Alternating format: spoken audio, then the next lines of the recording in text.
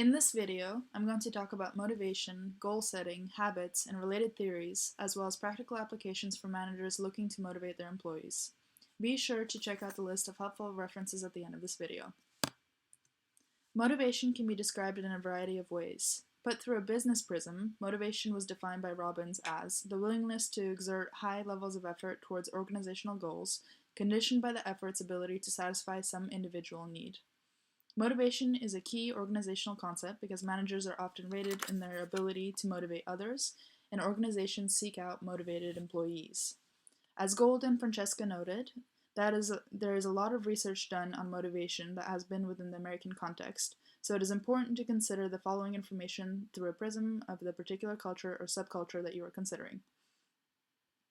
We covered many theories on motivation in our class, so I'll be running through these on my way to other theories, but here's an overview.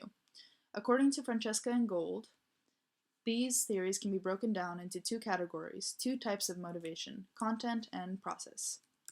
Content theories focus on what identifying factors that cause people to put effort into work. Examples of content theories include Maslow's hierarchy of needs, Herzberg's motivation hygiene theory, and McClelland's learned needs theory. Because these theories were created within the American culture, and because of the specificity of identifying factors, some of these are difficult to translate to other cultures. That said, they certainly are a good starting point. Next, we have process theories.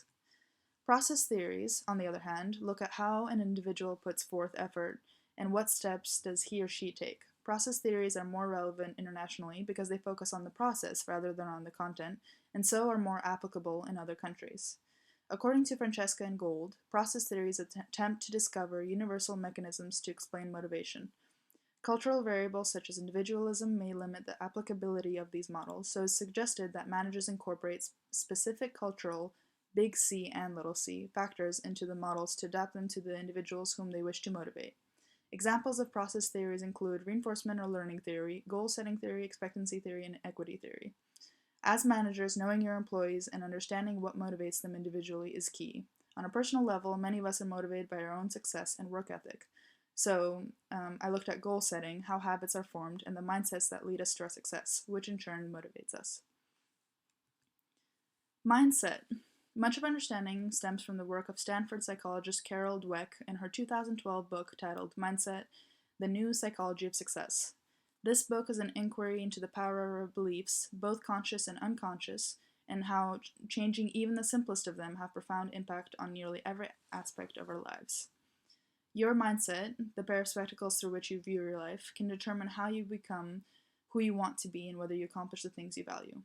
According to Dweck, there are two basic mindsets.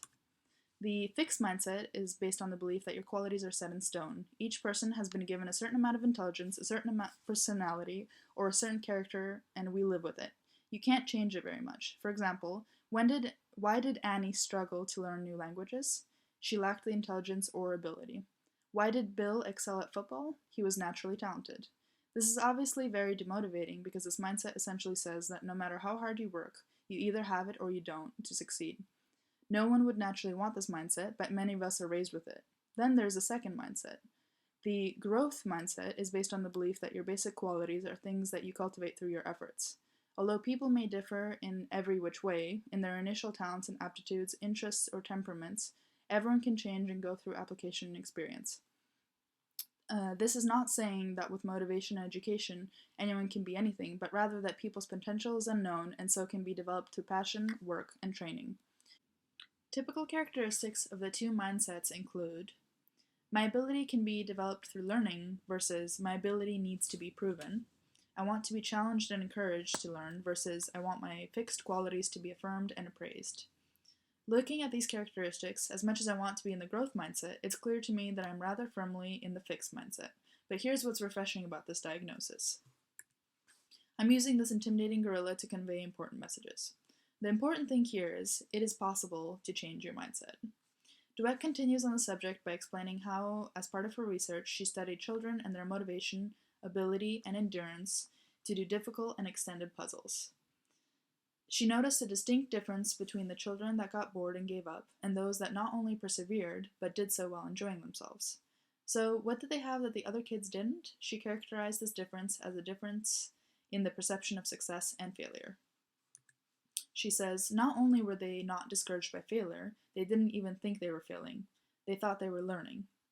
I, on the other hand, thought human qualities were set in stone. You were either smart or you weren't, and failure meant you weren't. It is that simple. If you could arrange successes and failures at all costs, you could stay smart. Struggles, mistakes, and perseverance were just not part of the picture. Essentially, her work points to the fact that if we restrain ourselves from seeing failure as the destination, but instead, if we can view our failures, struggles, and mistakes as part of the process, we'll be much more likely to succeed and are more likely to enjoy the process as well. The process of changing your mindset from one to the other can be cultivated through practice and deliberate effort. This reminds me of the famous interview with Edison, where the reporter asked him if he had really had to fail 10,000 times to finally make a light bulb. Edison replied, I haven't failed, I just found 10,000 ways that won't work. Truly, failure is simply the opportunity to begin again, this time more intelligently. The book continues about how mindsets affect our internal dialogue, which is something I really personally struggle with. What it all comes down to, Dweck continues, is that the mindset is an interpretive process that tells us what is going on around us. In the fixed mindset, the process is underscored by an internal monologue of constant judging and evaluation, using every piece of information as evidence, either for or against such assessments as whether you're a good person, whether your partner is selfish, or whether you're better than the person next to you.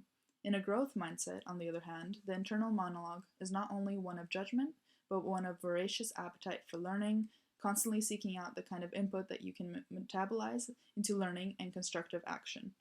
In terms of business, Dweck offers the following questions that a manager can ask him or herself to see how the organizational culture ranks on the fixed to growth mindset scale. How could you profit from feedback or create more learning opportunities for yourself? How could you help employees develop in their jobs? How could you tackle elitism within your company? How could you create a culture of self-examination, open communication, and teamwork? Do you see evidence of groupthink in your workplace?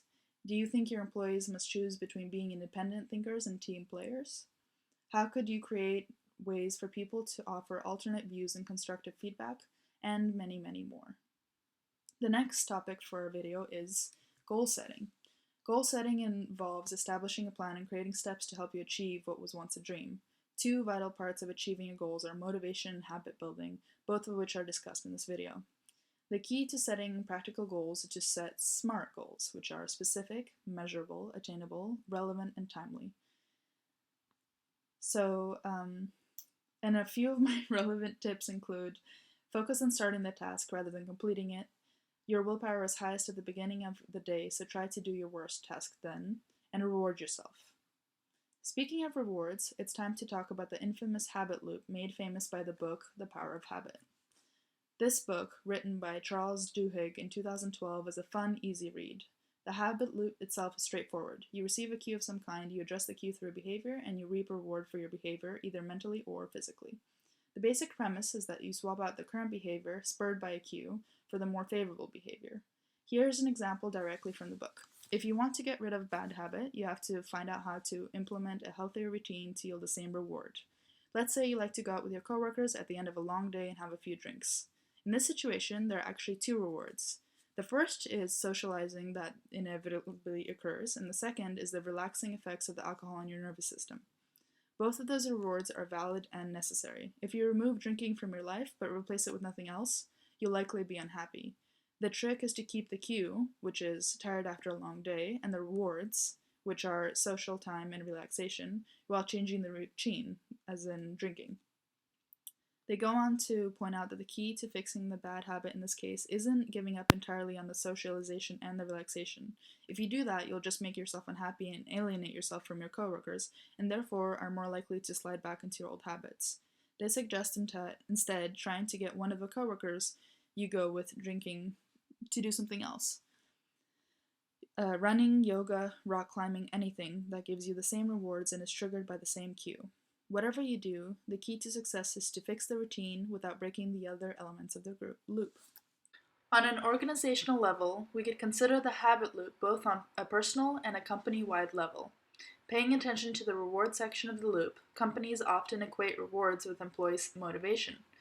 Francesca and Gold emphasize that during difficult economic times, when organizations need to lay off staff and cut other costs, maintaining loyalty and the motivation of employees is even more important. Determining what their employees find rewarding is key and varies across cultures and subcultures. A recommended idea by Francesca and Gold that may apply to many different cultures is stored value reward cards, which allow employees to select from incentives in stores, online, or in catalogs, so each person can choose what appeals to him or her best, preferences that are often shaped by culture. It is important to note here that when developing a motivational system, managers should identify whether a culture is individualistic or collectivistic. Western motivation models tend to be individualistic, Francesca and Gold continue, and applying these models to a collectivist culture may be inappropriate. In these cases, Francesca and Gold recommend group-based rewards, which have the added organizational benefit of reinforcing teamwork. Back to the habit loop. It tells us that the habit is formed by cue, routine, and reward. But then there's one more factor that determines your success with the new habit. This is simplicity. After all, we found out that there are 4 characteristics that predict change over time. 1. Consistency. 2. Environment. 3. Affective judgment. And 4. Low behavioral complexity. The first 3 are definitely related to the habit loop. Routine is essentially consistency, the environment serves as cues, and effective judgment is where the reward comes in. The last point, however, is very important. The habits also have to be simple. As the fitness site Brawn for Brains points out, let's look at the most common pitfall of all. We all know someone who has said this, usually after a few drinks. And on Monday, I'm going to start eating healthy and smoking and going to the gym every day, and I'm going to quit smoking.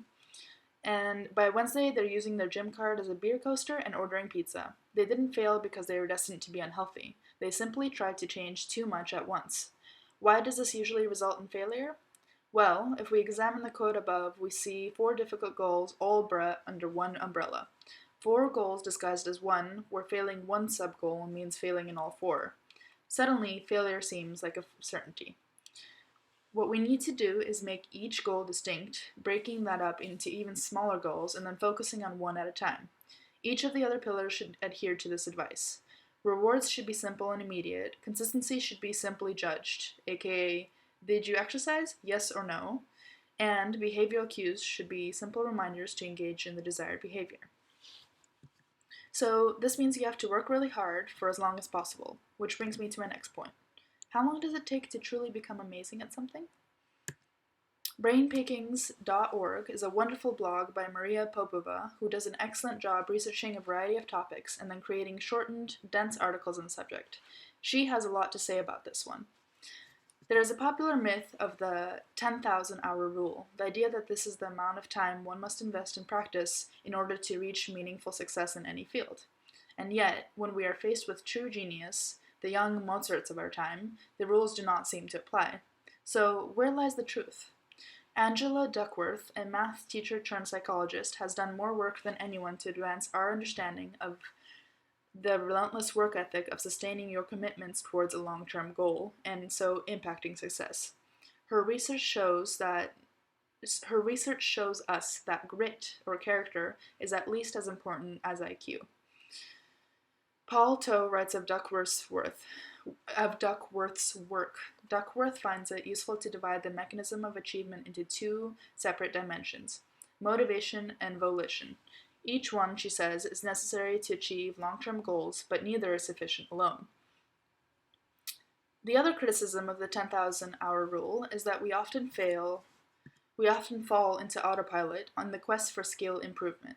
Daniel Goleman, celebrated psychologist and journalist, says, "You don't get benefits from mechanical repetition, but by adjusting your execution over and over to get closer to your goal. You have to tweak the system by pushing," he adds, allowing for more errors at first as you increase your limits. The secret of continued improvement, as it turns out, isn't the amount of time invested, but the quality of that time. It sounds simple and obvious enough, and yet so much of both our formal education and the informal ways in which we go about pursuing success is skill-based fields is built around the premise of sheer time investment. Instead, the factor Goleman and other psychologists have identified as the main predictor of success is deliberate practice. Persistent training to which you give your full concentration rather than just your time, often guided by a skillful expert, coach, or mentor. It's a qualitative difference on how you pay attention, not a quantitative measure of clocking in the hours. Goleman identifies a second necessary element, a feedback loop that allows you to spot errors as they occur and correct them, much like ballet dancers use mirrors during practice. Additionally, the optimal kind of attention requires top-down focus. Goleman continues, daydreaming defeats practice. Those of us who browse TV while working out will never reach the top ranks. Paying full attention seems to boost the mind's processing speed, strengthen synaptic connections, and expand or create neural networks for what we are practicing. Well, at least at first. But as you master how to execute the new routine, repeated practice transfers control of that skill from the top-down system for intentional focus to bottom-up circuits, and eventually makes its execution effortless. At that point, you don't need to think about it. You can do the routine well enough on automatic. But this is where the amateurs and the experts diverge. Too much automation and you hit the OK plateau, ceasing to grow and stalling at a proficiency level. If you're going for genius, you need to continually shift away from autopilot and back into active, corrective attention. Brain Pickings actually has a whole other article about how to get out of the so-called OK plateau. They continue. Amateurs are content at some point to let their efforts become bottom-up operations. After about 50 hours of training, whether in skiing or driving, people get that good enough performance level where they can go through their motions more or less effortlessly. They no longer feel the need for concentrated practice, but are content to coast on what they've learned. No matter how much they practice on this bottom-up mode, their improvement will be negligible. The experts, in contrast, keep paying attention top-down, intentionally counteracting the brain's urge to automize routines. They concentrate actively on those moves that they have yet to perfect, on correcting what's not working in their game, and on refining their mental models of how to play the game, or focusing on the particulars of feedback from a seasoned coach. Those at the top never stop learning. If at any point they start coasting and stop such smart practice, too much of their game becomes bottom up and their skills plateau. But even if the question of quality resolved, there's still that of quantity. How much of deliberate practice is enough? Erickson finds world-class champions, whether weightlifters, pianists, or a dog-sled team, tend to limit arduous practice for about 4 hours a day. Rest and restoring physical and mental energy gets built into the training regimen.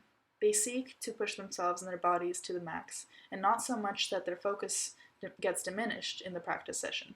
Optimal practice maintains optimal concentration.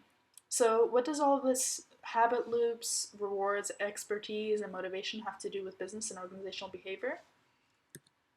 On an organizational and business level, borrowing from reinforcement theory, Komaki, Combs, and Shepman, as quoted by Francesca and Gold, recommend the following 4 steps to motivating workers and organizations, which, surprisingly, looks very similar to the habit loop. 1. Ensure that the workers know the behaviors expected of them as part of the job. 2.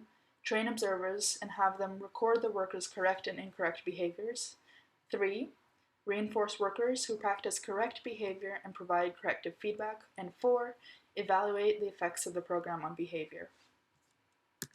So, any questions? If so, email me at kgamolsky@miis.edu. In the meantime, check out these resources. Pomodoro technique is a very good productivity technique, and you can find more information at the link shown. This is a list of other productivity apps and their prices and descriptions, and if you feel like you need focus or are feeling distracted by all the apps on your computer, you can try these extensions on the bottom. This is a very fun article from Vanity Fair about Obama and how he motivates himself and plays as part of a team, because I really like that guy and will be sad when he leaves. And finally, these are all my bibliography readings and works cited. Thank you so much for your attention.